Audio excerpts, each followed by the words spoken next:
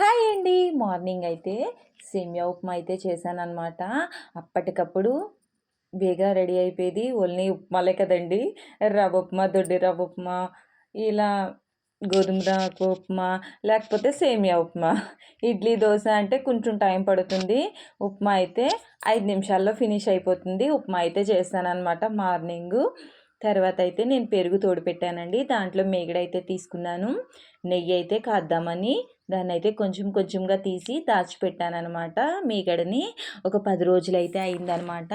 10 రోజులకి ఇంత వెన్నపూస అయితే వచ్చిందండి. దాన్ని శుభ్రంగా చిలికేసి, కడిగేసి శుభ్రంగా వెన్నపూసనైతే ప్యాన్ పెట్టి స్టవ్ మీద అయితే పెట్టానండి. అదైతే కాగుతుందనమాట. జాయిగా అదిగో చూసండి మా వెన్నపూసని కేకుల్లో కట్టా వేసుకుంటే చాలా బాగుంటుందండి. ట్రై చేయండి వెన్నపూసతో కేకు. నేనైతే చాలాసార్లు వేశాను. కాకపోతే ఇక నెయ్యి ఉందని కాసేస్తున్నానమాట. స్వీట్స్కి అవి బాగుంటుందని. నేను ఎక్కువగా స్వీట్స్ ఎక్కువ చేస్తానండి. మా ఇంట్లో తింటారనమాట. నెయ్యి కూడా చాలా ఇష్టం. కాచుకొని పప్పులు అది వేసుకొని తినేస్తామన్నమాట మేమైతే.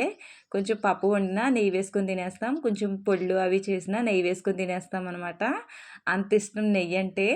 కాకపోతే ఆవు నెయ్యి అయితే ఇంకా మంచిదండి. ఆవు నెయ్యి కూడా వేసుకున్నా చాలా బాగుంటుందన్నమాట.